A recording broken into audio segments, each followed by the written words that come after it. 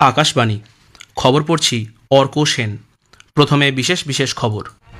প্রধানমন্ত্রী নরেন্দ্র মোদী আজ নতুন দিল্লিতে জাতীয় স্তোত্র বন্দে মাতরমের সার্ধশতবর্ষ পূর্তি উপলক্ষে বর্ষব্যাপী এক বিশেষ অনুষ্ঠানের সূচনা করবেন। বিহারে বিধানসভা নির্বাচনের ইতিহাসে প্রথম পর্বের ভোট গ্রহণে রেকর্ড 64.66% ভোট পড়েছে। দ্বিতীয় পর্যায়ের প্রচার চলছে। কেন্দ্রীয় অর্থমন্ত্রী নির্মলা সীতারামন আজ দুদিনের আসাম সফরে যাচ্ছেন। গুয়াহাটিতে দুটি প্রকল্পের উদ্বোধন ও একটি বিশ্ববিদ্যালয়ের শিলান্যাস করবেন তিনি। ব্যাংককের ভারতীয় দূতাবাস বেআইনিভাবে থাইল্যান্ডে আটকে থাকা 270 জন ভারতীয়কে থাইল্যান্ড থেকে দেশে পাঠানোর প্রক্রিয়া শুরু করেছে। ভারতীয় হকির শতবর্ষ উপলক্ষে নতুন দিল্লির মেজর ধ্যানচাঁদ স্টেডিয়ামে আজ এক বিশেষ অনুষ্ঠানের সূচনা হবে। আসছি বিস্তারিত খবরে। প্রধানমন্ত্রী নরেন্দ্র মোদী আজ নতুন দিল্লিতে জাতীয় স্তোত্র বন্দে মাতরমের সার্ধশতবর্ষ পূর্তি উপলক্ষে বর্ষব্যাপী এক বিশেষ অনুষ্ঠানের সূচনা করবেন। এই উদ্দেশ্যে তিনি আজ একটি স্মারক মুদ্রা ও ডাকটিকিটও প্রকাশ করবেন।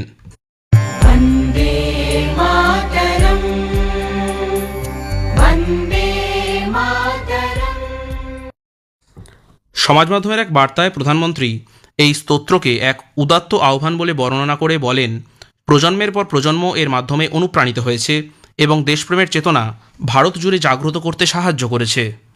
150 वर्ष पूर्व वंदे मातरम की रचना हुई थी। वंदे मातरम के गान में करोड़ों देशवासियों ने हमेशा राष्ट्र प्रेम के अपार उफान को महसूस किया है। वंदे मातरम हमारे इन प्रयासों में हमेशा हमारी प्रेरणा बनेगा। প্রধানমন্ত্রীর উপস্থিতিতে মূল অনুষ্ঠানের পর দেশ জুড়ে বিভিন্ন জায়গায় বন্দে মাতরমের পূর্ণাঙ্গ সংস্করণ সমবেতভাবে গাওয়া হবে। সমাজের সর্বস্তরের নাগরিকরা এতে অংশগ্রহণ করবেন। উল্লেখ্য, 1875 সালের 7ই নভেম্বর বঙ্কিমচন্দ্র চট্টোপাধ্যায় বন্দে মাতরম রচনা করেন। এটি আনন্দমঠ উপন্যাসের অংশ হিসেবে বঙ্গদর্শন সাহিত্য পত্রিকায় প্রথম প্রকাশিত হয়। বিহারে বিধানসভা নির্বাচনে প্রথম পর্বের ভোট গ্রহণে 64.66% ভোট পড়েছে, যা বিহারের ইতিহাসে সর্বোচ্চ। গতকাল 18টি জেলার 121টি আসনে ভোট গ্রহণ করা হয়। মোট 1314 জন নির্বাচন প্রার্থীর ভাগ্য নির্ধারিত হবে এই পর্বের ভোট গ্রহণে। বিজেপির উপমুখ্যমন্ত্রী সম্রাট চৌধুরী এবং বিজয় কুমার সিনহা সহ নীতিশ কুমার, মন্ত্রিসভার 16 জন মন্ত্রীসহ বেশ কয়েকজন নেতা রয়েছেন এর মধ্যে। রাজনৈতিক ভাগ্য নির্ধারণে প্রথম পর্বে ছিল আরজেডি নেতা মহাজোটের মুখ্যমন্ত্রী পদপ্রার্থী তেজস্বী প্রসাদ যাদবের কেন্দ্রও। কয়েকটি জায়গায় বিক্ষিপ্ত ঘটনা ছাড়া প্রথম পর্বে অবাধ, সুষ্ঠু এবং শান্তিপূর্ণভাবেই ভোট গ্রহণ হয়েছে বলে খবর।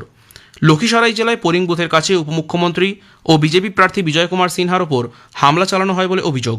নির্বাচন কমিশন এই ঘটনার সঙ্গে জড়িতদের বিরুদ্ধে উপযুক্ত পদক্ষেপ নেওয়ার কথা বলেছে। মুখ্য নির্বাচন কমিশনার জ্ঞানেশ কুমার বিহারে প্রথম দফার বিধানসভা নির্বাচনে বিপুল পরিমাণে ভোট পড়ায় বিহারের ভোটদাতাদের অভিনন্দন জানিয়েছেন। ভোটদানের হারকে ঐতিহাসিক বলে উল্লেখ করে নির্বাচন কমিশনার বলেন, কমিশনের ওপর আস্থা রেখে মানুষ উৎসাহ উদ্দীপনার সঙ্গে বিপুল সংখ্যায় মতাধিকার প্রয়োগ করেছেন। প্রথম পর্যায়ের ভোট গ্রহণ পর্ব শেষ হতেই বিহারে দ্বিতীয় পর্যায়ের বিধানসভা নির্বাচনের জন্য প্রচারাভিযান চলছে জোর কদমে। ক্ষমতাসীন এনডিএ এবং বিরোধী মহাজোটের তারকা প্রচারকরা প্রার্থীদের সমর্থনে প্রচার চালাচ্ছেন। শীর্ষ বিজেপি নেতা তথা প্রধানমন্ত্রী নরেন্দ্র মোদী আজ ঔরঙ্গাবাদ ও কাইনুর জেলায় জনসভায় ভাষণ দেবেন। অন্যদিকে বরিষ্ঠ বিজেপি নেতা ও কেন্দ্রীয় মন্ত্রী অমিত শাহ আজ জামুই ও ভাগলপুরে এক মিছিলে অংশ নেবেন। পূর্ণিয়াতেও একটি রোড শো করবেন শ্রী শাহ। অন্যদিকে কংগ্রেস নেতা রাহুল গান্ধী আজ ভাগলপুর ও বাঁকায় মহাজোটের প্রার্থীদের সমর্থনে অংশ নেবেন। মহাজোটের মুখ্যমন্ত্রীর পদপ্রার্থী তেজস্বী প্রসাদ যাদব পূর্ণিয়া, আরারিয়া, ভাগলপুর ও বাঁকায় 18টি জনসভা করবেন। কেন্দ্রীয় অর্থমন্ত্রী নির্মলা সীতারামন আজ দুদিনের আসাম সফরে যাচ্ছেন। গুয়াহাটিতে দুটি প্রকল্পের উদ্বোধন ও একটি বিশ্ববিদ্যালয়ের শিলান্যাস করবেন তিনি।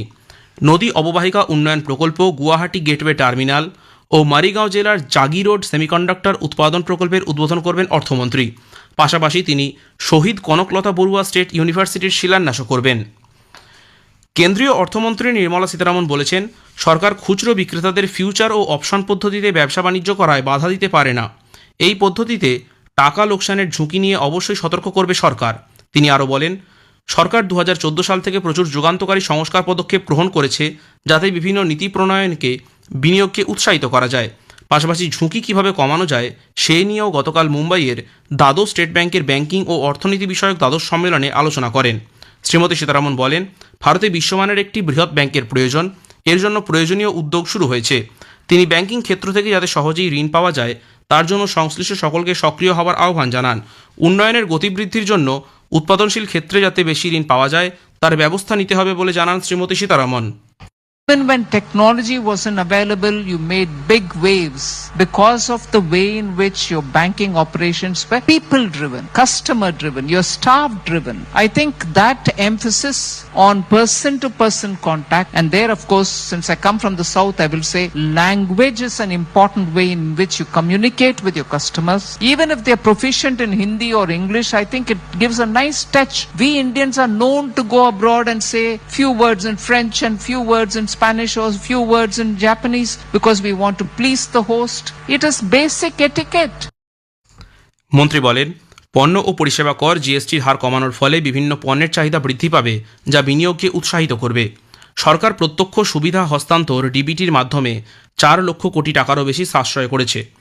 অর্থনৈতিক, সামাজিক, প্রযুক্তিগত, কৌশলগত এবং জ্বালানি ক্ষেত্রে স্বনির্ভরতা অর্জনের মধ্য দিয়ে আত্মনির্ভর ভারতের স্বপ্ন বাস্তবায়িত হবে বলে শ্রীমতী সীতারামন মনে করেন। তিনি বলেন, 2047 সালের মধ্যে বিকশিত ভারত গঠনের কাজ শুরু হয়েছে 2014 সাল থেকেই। ভুয়ো বিনিয়োগ বিজ্ঞাপনের জন্য বিভিন্ন সমাজ মাধ্যম ও ইন্টারনেট সার্চ ইঞ্জিন ব্যবহারের বিরুদ্ধে ভারতের শেয়ার বাজার নিয়ন্ত্রক বোর্ড সেবি ওই সংস্থাগুলিকে কড়া পদক্ষেপ নিতে বলেছে। এই ধরনের বিজ্ঞাপনগুলিকে অনুমতি দেওয়ার আগে খতিয়ে দেখতে উপদেশ দিয়েছে সেবি। এর পাশাপাশি সেবি বিনিয়োগকারীদের বিজ্ঞাপন দেওয়া সংস্থাগুলির নথিভুক্তি যাচাই করে দেখার ও কোনো নির্ভরযোগ্য অ্যাপের মাধ্যমে অর্থ লেনদেন করার উপদেশ দিয়েছে। ব্যাংককে ভারতীয় দূতাবাস ও চিয়াং মাইতে ভারতের কনসুলেট 270 জন ভারতীয়কে থাইল্যান্ডের মে সোথ থেকে দেশে ফিরিয়ে আনার প্রক্রিয়া শুরু করেছে। এই 270 জনের মধ্যে 26 জন মহিলা। থাই সরকারের সাহায্যে 2টি ভারতীয় বায়ুসেনা বিমান তাদের দেশে ফিরিয়ে আনবে। এই সমস্ত ব্যক্তিরা থাইল্যান্ডে অভিবাসন আইন ভেঙে সে দেশে বেআইনিভাবে প্রবেশ করে আটক হয়েছিলেন। মায়ানমারেও এই একই ধরনের অপরাধে আটকে পড়া ভারতীয়দের উদ্ধার করবে ব্যাংককের ভারতীয় দূতাবাস। সুদানে আধা সামরিক র্যাপিড সাপোর্ট ফোর্সেস আরএসএফ মার্কিন যুক্তরাষ্ট্র প্রস্তাবিত মানবিক যুদ্ধবিরতিতে সম্মত হয়েছে। এর ফলে সুদানের সামরিক বাহিনীর সঙ্গে গত 2 বছরের সংঘাত স্তিমিত হবে বলেই মনে করা হচ্ছে। ওই দেশের দারফুর অঞ্চলের এল ফাশের শহর দখল করার পরেই আরএসএফ এই ঘোষণা করে। সৌদি আরব, মিশর ও সংযুক্ত আরব আমিরশাহীর একটি যৌথ দল মার্কিন যুক্তরাষ্ট্রের নেতৃত্বে এই শান্তি চুক্তি প্রস্তাব করে। মানবাধিকারের বিষয়টি লক্ষ্য রাখতে এবং নাগরিকদের ত্রাণ বণ্টনের সুযোগ করে দেওয়ার জন্যই এই বিরতি বলে জানিয়েছে আরএসএফ। যদিও সুদানের সেনাশাসিত সরকার এই বিষয়ে এখনও পর্যন্ত কোনো মন্তব্য করেনি। উল্লেখ্য, 2023 সালের এপ্রিল মাসে এই গৃহযুদ্ধ শুরু হয়। মহিলাদের ক্রিকেট বিশ্বকাপ জয়ের পর ভারতীয় দলের সদস্যরা গতকাল রাষ্ট্রপতি ভবনে গিয়ে রাষ্ট্রপতি দ্রৌপদী মুর্মুর সঙ্গে দেখা করেন। ঐতিহাসিক জয়ের জন্য দেশের মহিলা ক্রিকেটারদের শুভেচ্ছা জানিয়েছেন রাষ্ট্রপতি। দেশের বিভিন্ন প্রান্ত ও সামাজিক অবস্থান থেকে উঠে এসে ভারতীয় দলের মহিলা সদস্যরা যেভাবে প্রতিযোগিতায় খেলেছেন ও বিশ্বকাপ জয় করেছেন তা দেশের ঐক্যবদ্ধ ছবি তুলে ধরেছে বলে জানিয়েছেন রাষ্ট্রপতি। आप सब सुपरस्टार है, आज आप सब शिखर पर है। शिखर पर बने रहना बहुत बड़ी चुनौती होती है, लेकिन मुझे विश्वास है कि जिन क्षमताओं के बल पर आप सब ने इतिहास लिखा है, उन्हें क्वालिटीज के बल पर आप भविष्य में भी इंडियन क्रिकेट को शिखर पर बनाए रखेंगे। ভারতীয় হকির শতবর্ষ উপলক্ষে আজ এক বিশেষ অনুষ্ঠানের সূচনা হবে। এই অনুষ্ঠানের অংশ হিসেবে সারা দেশে 550টি জেলায় 1400-রও বেশি ম্যাচ অনুষ্ঠিত হবে। মূল অনুষ্ঠানে নতুন দিল্লির মেজর ধ্যানচাঁদ স্টেডিয়ামে সকাল 8:30টায় শুরু হবে। কেন্দ্রীয় মন্ত্রী একাদশ ও ভারতীয় হকির প্রাক্তন পুরুষ এবং মহিলাদের নিয়ে একটি দল প্রদর্শনী খেলায় পরস্পরের মুখোমুখি হবে। ভারতীয় হকির ঐতিহ্য তুলে ধরতে একটি স্মারক বইও প্রকাশ করা হবে। শেষ করার আগে খবরের বিশেষ কিছু অংশ আরও একবার। প্রধানমন্ত্রী নরেন্দ্র মোদী আজ নতুন দিল্লিতে জাতীয় স্তোত্র বন্দে মাতরমের 150 পূর্তি উপলক্ষে বর্ষব্যাপী এক বিশেষ অনুষ্ঠানের সূচনা করবেন। বিহারে বিধানসভা নির্বাচনের ইতিহাসে প্রথম পর্বের ভোট গ্রহণের রেকর্ড 64.66% ভোট পড়েছে। দ্বিতীয় পর্যায়ের প্রচার চলছে। কেন্দ্রীয় অর্থমন্ত্রী নির্মলা সীতারামন আজ 2 দিনের আসাম সফরে যাচ্ছেন। ব্যাংককের ভারতীয় দূতাবাস বেআইনিভাবে থাইল্যান্ডে আটকে থাকা 270 জন ভারতীয়কে থাইল্যান্ড থেকে দেশে পাঠানোর প্রক্রিয়া শুরু করেছে। খবর শেষ হলো, এরপর শুনুন স্থানীয় সংবাদ।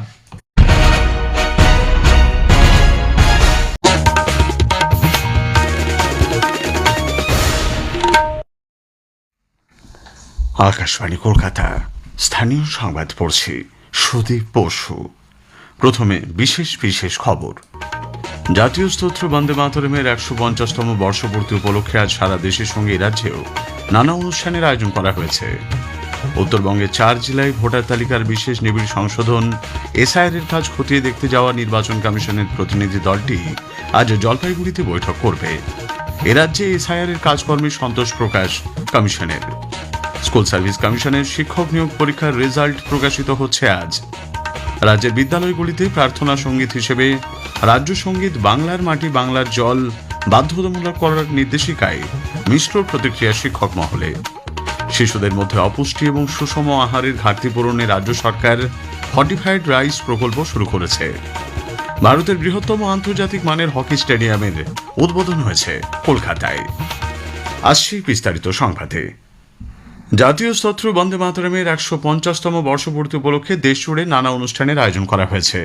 প্রধানমন্ত্রী নরেন্দ্র মোদী আজ সকালে দিল্লিতে বন্দে মাতরমের শতবর্ষ পূর্তি উপলক্ষে বর্ষব্যাপী উদযাপনের সূচনা করবেন। প্রকাশ করা হবে একটি স্মারক ডাকটিকিটও। দেশজুড়ে বিভিন্ন জায়গায় সকাল 9:50 বন্দে মাতরম পূর্ণাঙ্গ আকারে গাওয়া হবে। এই উপলক্ষে রাজ্য বিজেপি আজ নানা কর্মসূচি গ্রহণ করেছে। এক মাসব্যাপী এই কর্মসূচির আজই সূচনা হচ্ছে। বিকেল 5টায় রাজ্যের প্রতিটি মণ্ডলে পূর্ণাঙ্গ বন্দে মাতরম গাওয়া হবে বলে রাজ্য বিজেপির সভাপতি শ্রমিক ভট্টাচার্য জানিয়েছেন। পাশাপাশি প্রজ্বলিত করা হবে 150টি প্রদীপ। দলের সর্বভারতীয় সাধারণ সম্পাদক সুনীল বানসাল, কেন্দ্রীয় মন্ত্রী ভূপেন্দ্র যাদব, প্রতিমন্ত্রী সুকান্ত মজুমদার সহ দলের নেতারা বিভিন্ন জেলায় এই উপলক্ষে আয়োজিত অনুষ্ঠানে যোগ দেবেন। উত্তর 24 পরগনার নৈহাটির বঙ্কিম ভবন গবেষণা কেন্দ্র এবং সংগ্রহশালায় একটি বিশেষ অনুষ্ঠানের আয়োজন করা হবে বলে রাজ্য বিজেপি মুখপাত্র দেবজিৎ সরকার সাংবাদিকদের কাছে জানিয়েছেন। 150 বছর পূর্তি, তার জন্য 150 জন বাঙালি বেশে স্বদেশীয় বেশভূষায় থাকবেন, নারী পুরুষ নির্বিশেষে, এবং তাদের সঙ্গে 150 জাতীয় পতাকা থাকবে। 150 প্রদীপ প্রজ্বলনের সঙ্গে সঙ্গে 150 জনের সমবেত কণ্ঠে বন্দে মাতরম গায়কির মধ্যে দিয়ে আমাদের এই কার্যক্রমের পরিসমাপ্তি ঘটবে। ঠিক 5টায় এই কার্যক্রম হবে। যারা মনে করেন ভারত তাদের মা এবং এই রাষ্ট্র, তাদের সবাইকে স্বাগত। রাজ্য সরকারও বন্দে মাতরমের 150 উপলক্ষে একটি উদযাপন কমিটি গঠনের কথা ঘোষণা করেছে। উত্তরবঙ্গের 4 জেলায় ভোটার তালিকার বিশেষ নিবিড় সংশোধন এসআইআর এর কাজ খতিয়ে দেখছেন নির্বাচন কমিশনের একটি প্রতিনিধি দল। Senior deputy election commissioner Gyanesh ভারতীর নেতৃত্বে ওই দলটি গতকাল আলিপুরদুয়ার এবং কোচবিহারে বৈঠক ও ফিল্ড ভিজিটের পর আজ জলপাইগুড়িতে জেলা পরিষদ অডিটোরিয়ামে এই প্রক্রিয়ার সঙ্গে যুক্ত আধিকারিকদের নিয়ে বৈঠক করবেন। এরপর পরিস্থিতি খতিয়ে দেখতে শিলিগুড়ি যাবেন তারা। শিলিগুড়ি সার্কিট হাউসে দার্জিলিং জেলার সংশ্লিষ্ট আধিকারিকদের সঙ্গে তাদের বৈঠক করার কথা। সেখানেও এলাকা ঘুরে দেখার কর্মসূচি রয়েছে কমিশনের প্রতিনিধি দলটির। গতকাল আলিপুরদুয়ার ও কোচবিহারের বৈঠকে ভোটার তালিকা সংশোধন প্রক্রিয়া এবং বিএলওদের কাজের পর্যালোচনা করা হয়। কোনো বৈধ ভোটার যাতে বাদ না পড়েন এবং মৃত, স্থানান্তরিত কিংবা ডুপ্লিকেট ভোটার যাতে তালিকাভুক্ত না হন তা নিশ্চিত করতেও বৈঠকে নির্দেশ দেওয়া হয়েছে। 12টি রাজ্যের মধ্যে এসআইআর এর কাজে পশ্চিমবঙ্গ এখনও পর্যন্ত এগিয়ে থাকায় সন্তুষ্ট কমিশন। বৈঠকে উপস্থিত ছিলেন রাজ্যের মুখ্য নির্বাচনী আধিকারিক মনোজ কুমার আগরওয়াল, অতিরিক্ত মুখ্য নির্বাচনী আধিকারিক দিব্যেন্দু দাস এবং সংশ্লিষ্ট জেলাগুলির নির্বাচনী আধিকারিকরা। এদিকে এসআইআর প্রক্রিয়ার অঙ্গ হিসেবে রাজ্য জুড়ে চলেছে এনুমারেশন ফর্ম বন্টনের কাজ। গতকাল রাত 8টা পর্যন্ত 2 কোটিরও বেশি ফর্ম বিলি করা হয়েছে বলে কমিশন সূত্রে খবর। শনিবার প্রতিনিধি দলটি দিল্লি ফিরে যাবেন। রাজ্য জুড়ে এসআইআর প্রক্রিয়ার কাজ চলার মধ্যেই নানা অভিযোগ উঠছে বিএলওদের একাংশের কাজ করার পদ্ধতি নিয়ে। পূর্ব বর্ধমানের জামালপুর ব্লকের ধলু গ্রামের 36 নম্বর বুথ এলাকায় বিএলও বাড়ি বাড়ি না গিয়ে অঙ্গনওয়াড়ি কেন্দ্রে বসে ইনুমারেশন ফর্ম বন্টন করছেন বলে অভিযোগ উঠেছে। এর প্রতিবাদ করায় বিএলওর হুমকির মুখে পড়েন বিজেপির বুথ লেভেল এজেন্ট বিএলএ। ওই বিএলওর বিরুদ্ধে আইনানুগ ব্যবস্থা গ্রহণের দাবিতে বিজেপি গতকাল জামালপুর থানা ও বিডিও অফিসে অভিযোগ দায়ের করেছে। পশ্চিম বর্ধমানের কাঁকসায় তৃণমূল কংগ্রেসের নেতাকর্মীদের বিরুদ্ধে এনুমারেশন ফর্ম বন্টনের অভিযোগে সরব হয়েছে বিজেপি। গতকাল কাঁকসার বিডিও অফিসের গেটে তালা লাগিয়েও বিক্ষোভ দেখিয়েছেন তারা। ঘটনাস্থলে পৌঁছয় বিশাল পুলিশ বাহিনী। বিজেপির অভিযোগ, বুথ লেভেল অফিসার বিএলও জায়গায় ফর্ম তৃণমূল কর্মীদের হাতে পৌঁছে গেছে। এসআইআর এর সমর্থনে বিজেপি গতকাল বীরভূমের রামপুরহাটে মিছিল করে। সংবিধান সুরক্ষা যাত্রা নামে এই মিছিলে অংশ নেন কেন্দ্রীয় প্রতিমন্ত্রী সুকান্ত মজুমদার, রাজ্য সাধারণ সম্পাদক জগন্নাথ চট্টোপাধ্যায় প্রমুখ। এসআইআর নিয়ে মানুষকে অযথা আতঙ্কিত না হওয়ার আহ্বান জানিয়েছেন সুকান্তবাবু। এসআইআর নিয়ে ভয়ের বা আতঙ্কের কোনো কারণ নেই। যারা ভারতীয় নাগরিক, হিন্দু হোক মুসলমান হোক, তাদের নাম থাকবে। যারা বিদেশি নাগরিক অর্থাৎ অন্য জায়গা থেকে এসছেন তাদের নাম থাকবে না। হিন্দু উদ্বাস্তুরা সিএ এর মাধ্যমে নাগরিকত্ব পাবে এবং নাম ঢুকবে। সিএ তে সবাই অ্যাপ্লাই করুন, আমি এটুকুই শুধু বলবো। সিএ তে যারা 2014 31শে ডিসেম্বরের আগে এসছেন সবাই নাগরিকত্বের জন্য আবেদন করুন। সুষ্ঠুভাবে এসআর প্রক্রিয়া পরিচালনা এবং নাগরিকত্ব আইন সিএএ অবিলম্বে কার্যকর করার দাবিতে বিজেপি শ্রমিক সংগঠনের তরফে গতকাল কলকাতায় মিছিলের আয়োজন করা হয়। বুথ লেভেল অফিসার বিএলওদের তৃণমূল কংগ্রেস নানাভাবে হুমকি দিচ্ছে বলে সিপিআইএমের রাজ্য সম্পাদক মোহাম্মদ সেলিম অভিযোগ করেছেন। গতকাল সাংবাদিকদের কাছে একটি অডিও শুনিয়ে তিনি বলেন, বিএলওদের কাজকর্ম নিয়ে অভিযোগ এসেছে। রাজ্যের শিক্ষা, স্বাস্থ্য, আইন শৃঙ্খলা, নারী নিরাপত্তার দাবিতে আগামী 29শে নভেম্বর দল কোচবিহারের তুফানগঞ্জ থেকে বাংলা বাঁচাও যাত্রা শুরু করবে বলে জানিয়েছেন মোহাম্মদ সেলিম। কলকাতার আরজিকর হাসপাতালে তরুণী চিকিৎসককে ধর্ষণ ও খুনের ঘটনায় আদালতের নজরদারিতে পুনর্তদন্তের আবেদনের মামলা ছেড়ে দিয়েছেন বিচারপতি দেবাংশু বসাক ও বিচারপতি সব্বর রাশিদের ডিভিশন বেঞ্চ। মৃত চিকিৎসকের পরিবারের তরফে ঘটনাস্থল পরিদর্শনেরও আবেদন জানানো হয়েছিল। রাজ্যে বালিবাজার কাণ্ডে তদন্ত এক ব্যবসায়ীকে এনফোর্সমেন্ট নির্দেশালয় ইডি গ্রেপ্তার করেছে। জিডি মাইনিং নামে ওই কোম্পানির প্রধান অরুণ সারাফকে হাওড়ার বালি থেকে গ্রেপ্তার করা হয়। সল্টলেক ও বেহালায় তার অফিস রয়েছে বলে জানা গেছে। স্কুল সার্ভিস কমিশনের শিক্ষক নিয়োগ পরীক্ষার রেজাল্ট প্রকাশিত হতে চলেছে আজ। একাদশ ও দ্বাদশ শ্রেণীর সহকারী শিক্ষক নিয়োগের পরীক্ষার ফল আজ প্রকাশিত হবে বলে কমিশন জানিয়েছে। একটি প্রতিবেদন।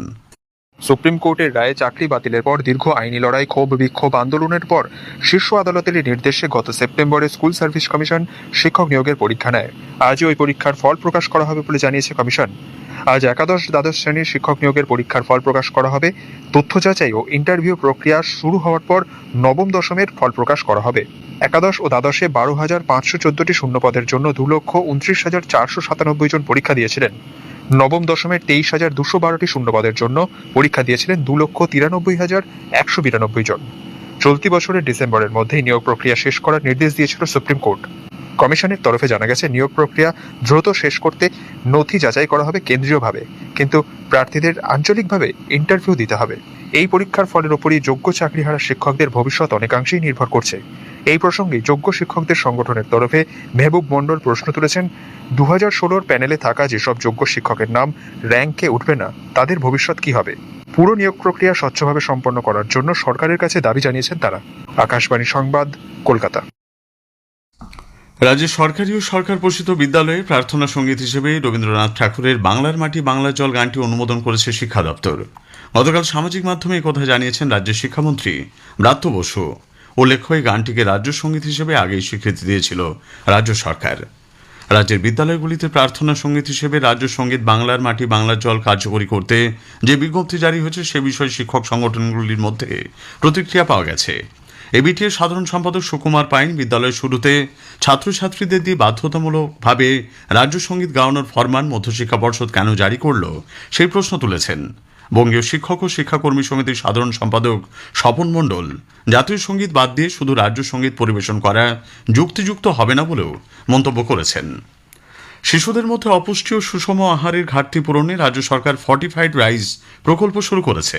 এর আওতায় গণবন্টন ব্যবস্থা বা পিডিএস এর মাধ্যমে বিশেষ পুষ্টিগুণ সমৃদ্ধ চাল বিতরণ করা হবে।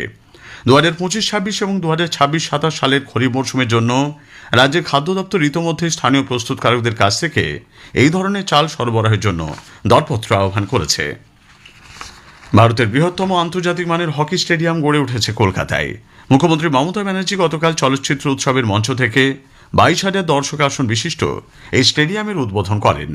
সল্টলেকের যুবভারতী ক্রীড়াঙ্গনে স্টেডিয়াম তৈরিতে খরচ হয়েছে প্রায় 20 কোটি টাকা। শেষ করার আগে স্থানীয় সংবাদের বিশেষ কিছু অংশ আরও একবার। জাতীয় স্তোত্র বন্দে মাতরমের 150তম বর্ষপূর্তি উপলক্ষে আজ সারা দেশের সঙ্গে এ রাজ্যেও নানা অনুষ্ঠানের আয়োজন করা হয়েছে। উত্তরবঙ্গের 4 জেলায় ভোটার তালিকার বিশেষ নিবিড় সংশোধন এসআইআর এর কাজকর্ম খতিয়ে দেখছে নির্বাচন কমিশনের প্রতিনিধি দল। স্থানীয় সংবাদ শেষ হলো।